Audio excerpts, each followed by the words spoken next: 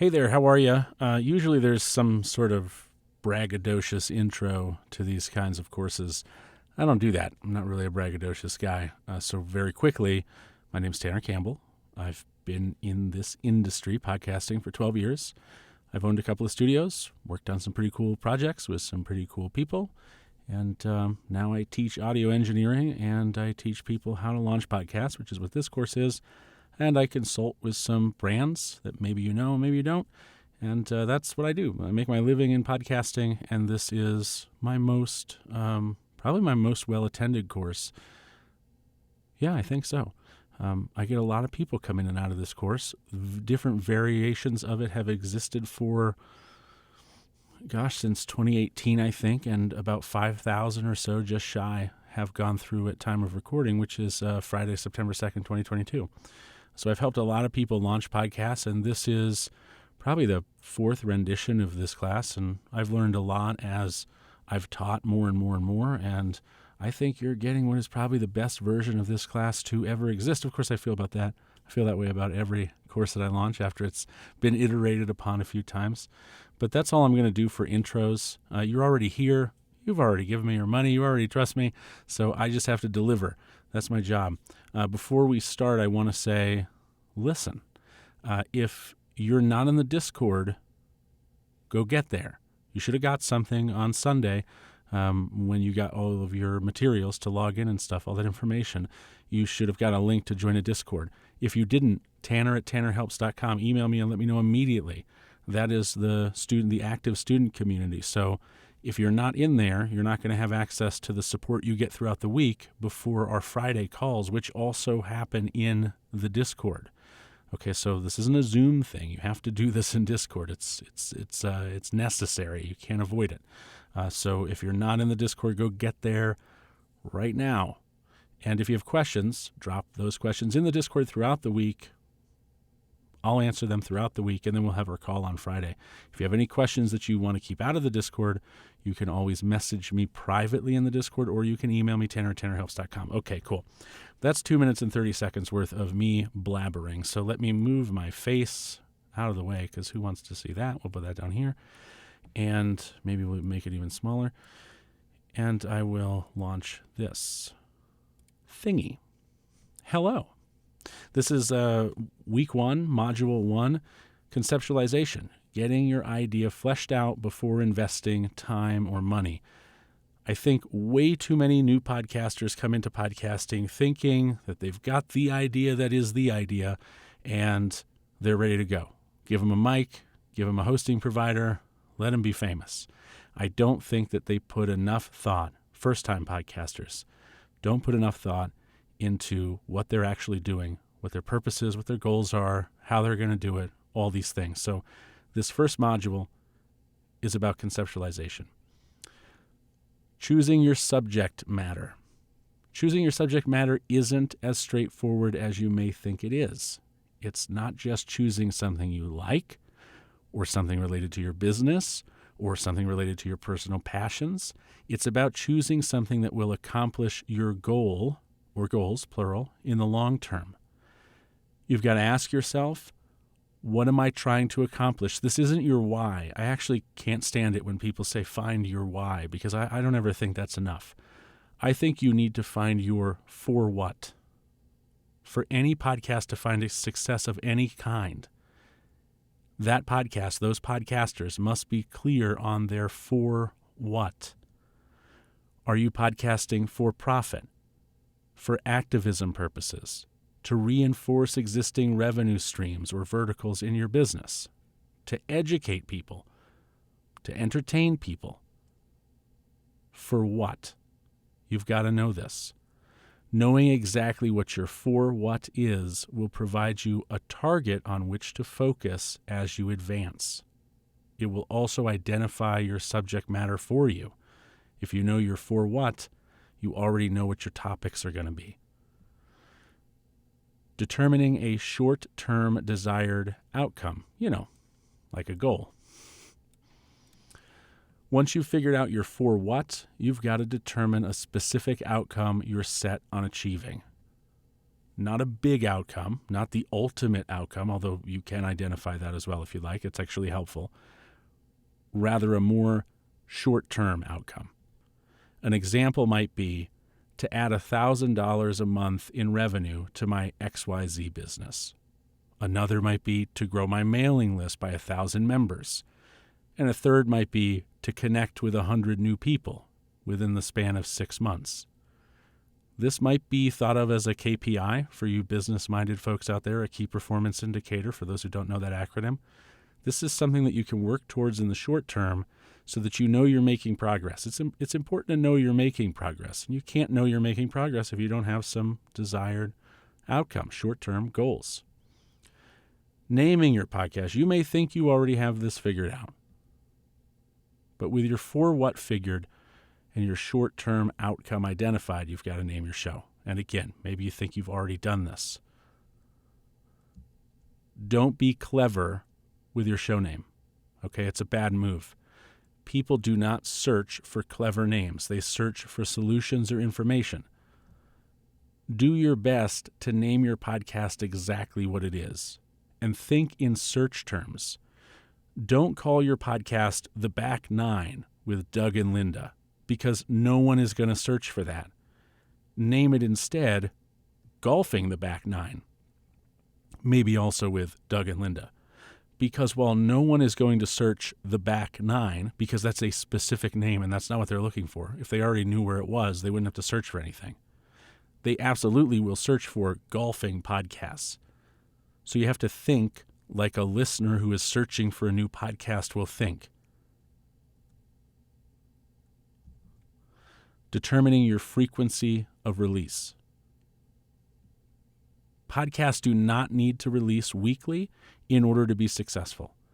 In fact, I recommend to all new podcasters that they release every other week so as not to overburden themselves before they are proficient at creating a podcast. This is especially true of business people. If you are a CEO taking this course, one thing I know that's true about you is you don't have a lot of time. And if you commit yourself to a weekly podcast, buddy, you're going to have a bad time because you don't have a lot of time to begin with. And if you're doing this podcast for your CEO, he or she is probably going to make your life difficult because they're not going to have a lot of time. So don't burden them with a weekly podcast. It's not necessary. Listeners will only expect what you train them to expect. If you train their expectations for weekly delivery, they're going to be mad when you don't deliver a weekly podcast. But if you train them for a bi-weekly delivery, they're going to be okay with that. You get to make these rules. It is about expectations, and I'm going to say that a lot, I think, in these slides. It's about not over-promising or overextending yourself as well.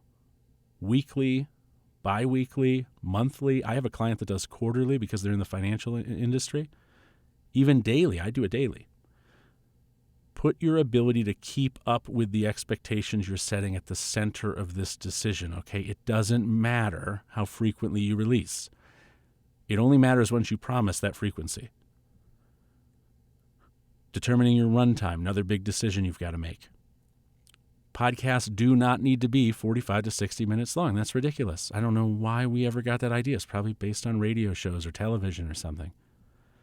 My podcast, my most popular podcast, Practical Stoicism, has 250,000 downloads a month. It releases weekly, and the episodes are only 15 minutes long. Hugely successful podcast by most standards, 15 minutes long. If it was 60 minutes long, it probably wouldn't be as successful. It'd be me babbling on for a whole another 45 minutes that I didn't really need to. And this decision as well is about setting expectations you can deliver on. When I started that podcast, I knew that I could wake up Saturday mornings, I could read a Stoic meditation, then I could write for about an hour to do an interpretation of it that I hoped would provide value to people listening, and then I could record it, edit it, and publish it, and I could do all that in about 3 hours, first thing on Saturday morning every week. I knew I could handle that. I could commit to that.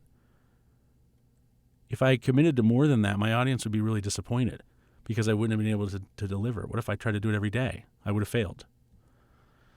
It is also about knowing how long it takes you to deliver what you've promised to deliver, content-wise, value-wise, to the listener. Your podcast, in short, and people kind of laugh when I give this advice, but it's true. Your podcast should be as long as it needs to be in order for you to deliver on what you promise. If that's 10, 30, 60 minutes, then that's what it is. The runtime is ultimately irrelevant. You don't want to be beholden to a runtime where you have to run your yap for an extra 30 minutes just to fill space, because that's, that kind of conversation doesn't really provide value to anybody.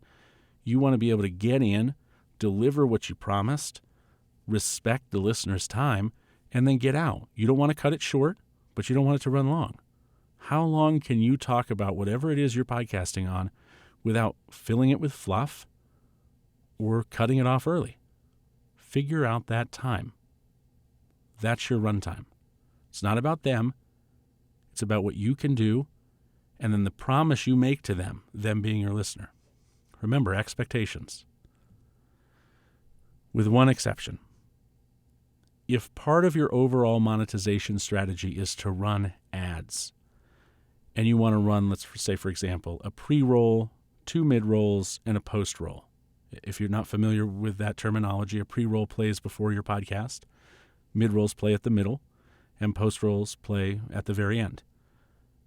If you're going to do that, you can't really have a 10-minute podcast, right? So my Stoicism podcast, I do run an ad on it. It starts right at the beginning, and I think it's like a 30-second or 60-second ad. It's the only ad I run. It's the only one I can run, because if my episodes are only 10, 15 minutes long, to stuff them with 5 minutes worth of ads would be really obnoxious, and you have to respect your listeners. So you can't have a 10-minute podcast if your ultimate strategy here is to monetize through audience size and ads.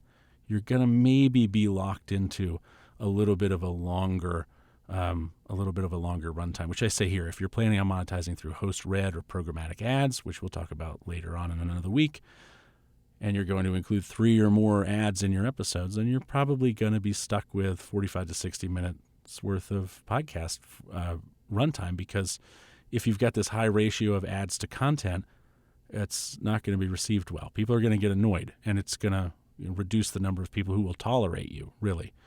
Listeners are good at this point at tolerating ads, but they're not so good that you can, stuff your content with ads endlessly. They'll hate that. Next, you've got to determine your day and time of release.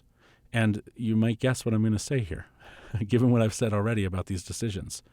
This doesn't matter until it does, until you've made the statement of promise when you're going to release and what time you're going to release. Podcasts are, as you may well know, as a listener, I assume you listen to podcasts, you want to start one. Podcasts are on demand.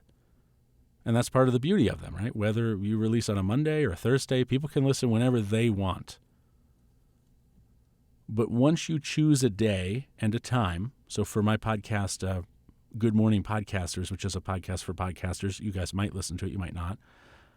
I choose 3 a.m. Mountain Daylight Time or Mountain Standard Time, whatever it happens to be, every weekday for my daily podcast, for that podcast. Once you choose that time, you have to stick to it because you've set that listener's expectation, right? You've said, well, this is what I'm going to do. Well, now you've made a promise. So it's not really that it matters what day and time you're releasing it. It's that it matters you deliver on your promise. Keep your friggin' promises, right? You got to do that. It's important. Again, it's all about expectations. Once you promise, you're locked in. So give this one and all the other things we've discussed in this so far careful thought. And in this case, ask which day, and time are best for me. Nobody cares if it releases on Monday. If they want to listen on Monday, they'll listen on Monday. But some people will want to listen on the day you say it's going to release. They're going to be your hardcore fans. They want to be there. And they're going to be the fastest to criticize you if you miss it. So if what works for you, maybe you're a stay-at-home dad or maybe you're a stay-at-home mom, whatever it is, whatever you do, if Wednesday at noon is the best time for you to take care of, the part of your podcast where you publish it and promote it, and it's live on that day and at that time, then that's the promise you make. And you can be vague here too. You can say, Wednesday morning, Wednesday evening. You don't have to say Wednesday afternoon at 1:33. You can be kind of vague. Or you could just say Saturdays, sometime between breakfast and dinner. It's all about the expectation. Just remember, you're making a promise to people, and they're going to come to rely on you and take you at your word. So that's how you need to think about these decisions. Now, noodle these questions before you move on, okay? It's going to take you a little while. Maybe the rest of this week to answer all these questions, or maybe you've already got it figured out. Maybe you're like, Tanner, this is basic. I already knew that. But you've got to give these things some serious consideration. Don't rush. The rest of this week is equipment and kit, and there's some stuff going on. There's no real thinking, but there's some stuff going on. So take today and tomorrow to put careful thought into your subject matter, into your for what, into your podcast name, into your release frequency, into your runtime, and into your release day and times. Don't move forward until you have this sorted out, okay? And that's it for this module. Don't skip ahead, okay? Do your thinking. You will thank me later. And I will add, there's a reason you get 3 months of support after this program is done. I know some of you are not going to launch this in 4 weeks. You might even have come into this class not expecting to do that. You might want to take more time. You get 3 months of community support from me and from other students, from alumni students, after you're done. So you don't have to move along at the same clip I'm moving along at, but try to, and at least show up for class, during those times, so that at least you're progressing with the rest of the students. And that's it. So I will see you for the next one. Thanks for listening, and take care.